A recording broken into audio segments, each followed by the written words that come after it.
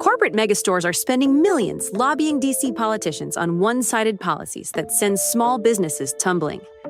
They want to enact harmful credit card mandates that take resources away from your local credit union and community bank, leaving Main Street businesses with less access to credit, making it harder for your family to pay for everyday goods like gas and groceries.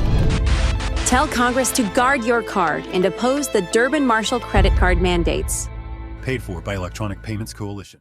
Welcome back to another episode of the Girl Stop Playin podcast. It's your favorite homegirl, Koereyelle, here to encourage you to stop playing with your potential and start working for what you want in life and in love. You already know that I'm bringing you the information and the conversations to help you make the money and get the honey. You can have it all as long as you are willing to work. And if you are not keeping up with your girl on the gram, then you probably didn't know that I have been doing my big one over on YouTube. I challenged myself to get back in the game, and I have completely dropped the ball when it comes to building up my channel on YouTube. So every day for the month of December, I'm uploading new content to my channel, specifically centered around motherhood, mindset, and money. So if those topics of conversation are of interest to you, definitely make sure you subscribe at Koereyelle and share the channel with a friend. Me posting consistently on YouTube is one of the things that has been on my imaginary to-do list for some time, but I decided to get serious about it and really put in consistent effort so that I could start seeing consistent growth and consistent results.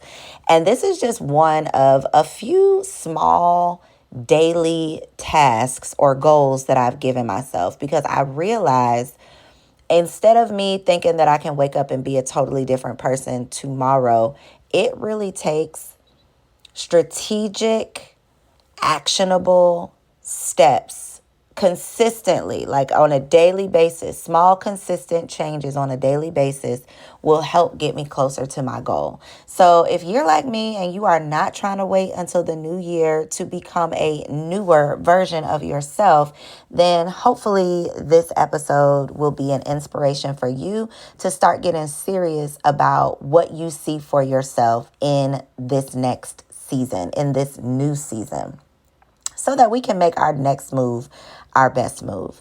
So y'all know, and this is going to seem like a random segue, but y'all know everybody on the streets is talking about the Diddy documentary that 50 Cent produced. Well, a big part of the conversation, or a part of the conversation, maybe not a big part, but is what Diddy had to do with Tupac's death.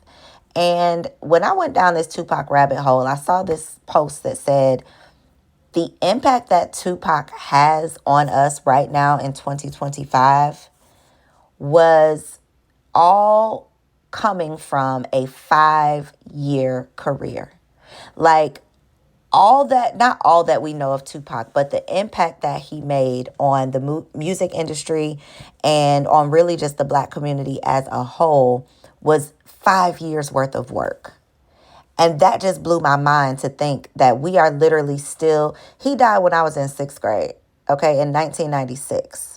For us to still be talking about him and he's still relevant, he's still recognizable, all of these years later, that is already amazing.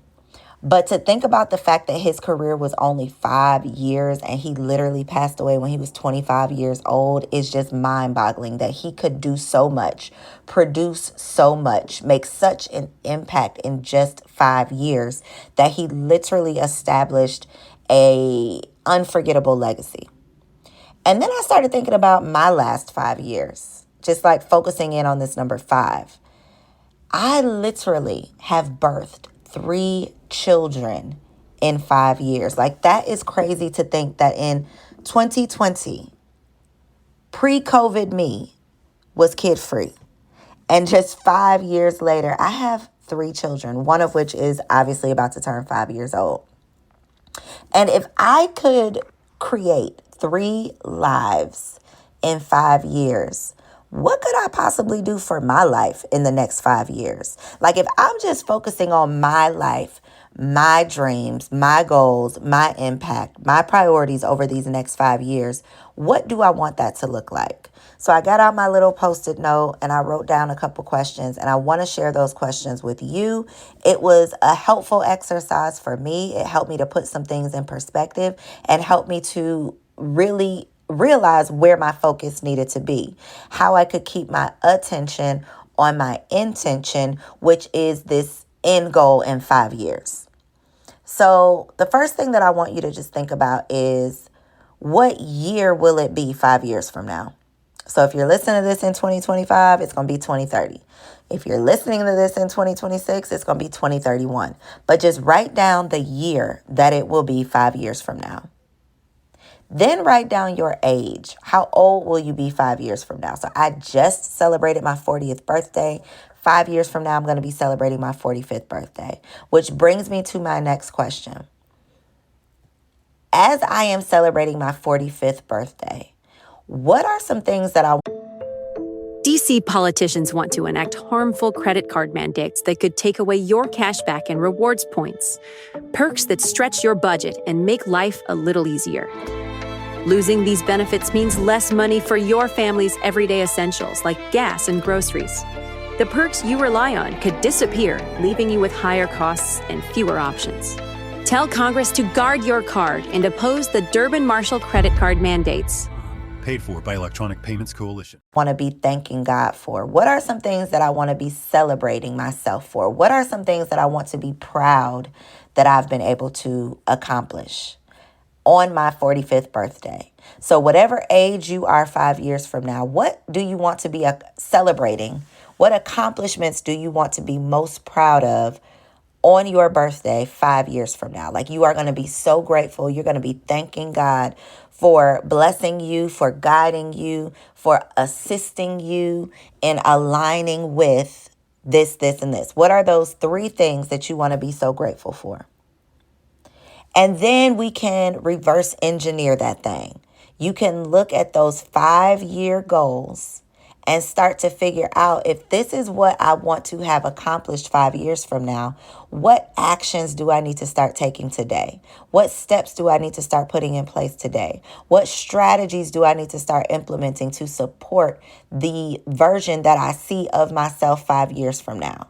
So if she is going to be debt-free, what type of decisions do I need to start making today on a daily basis to get to that debt-free version of myself?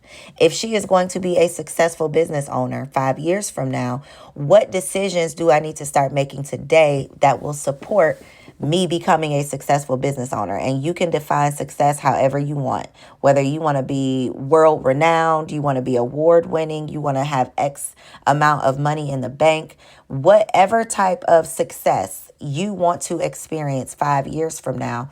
What type of strategies do we need to start implementing? What type of habits do we need to start adopting that will get us closer to that goal 5 years from now? Because you can't wake up 4 years from now and decide who you want to. I mean, you can. Let me not say you can't, but it'll be a much higher mountain to climb, a much harder battle to fight if you wait 4 years and decide how you want to get to life together in the next year. Let's start now, working with 5 years in mind. At the end of 5 years, knowing what we know about Tupac, and the fact that he was able to create this amazing legacy for himself. Everyone still recognizes his names in rooms however many years later. What is it? 29 years later, if my math is correct. Almost 30 years later, his name is still recognizable. His music is still being played. His songs are still being used in TikTok challenges 30 years later. These new kids were not even alive yet, and they're familiar with who Tupac is and what his legacy is. And he literally did that thing in 5 years. So if we just look at the impact that he was able to make in 5 years, imagine what you can do in the next 5. And so I decided to take it just a step further, and I went to ChatGPT. Me and Chat go together real bad. And I said, LeChat, that's what I call my chat. I said, LeChat, what are 21 questions? Because 50 Cent popped in my head since I was all on this Diddy documentary rabbit hole anyway. I said, what are 21 questions that I can ask myself that will get me closer to becoming financially free, to get me closer to having my most prosperous year yet in 2026? What are 21 questions that I could ask for myself? So I made this list. Well, chat made the list and then I copied it, of 21 questions to ask yourself to get you closer to your best year yet. So if you want that list, along with a free calendar, goal tracker calendar that I created, I'm going to link those resources down below. I am very much a tactile person. Like putting pen to paper helps my brain manifest. It helps me to remember. It helps me to get clarity. So I like to always have like printouts and lists and papers and pens and notebooks and journals and all of the things. So when I'm creating these resources for myself, I figure why not share them with y'all as well. So if you want that, check the link down below.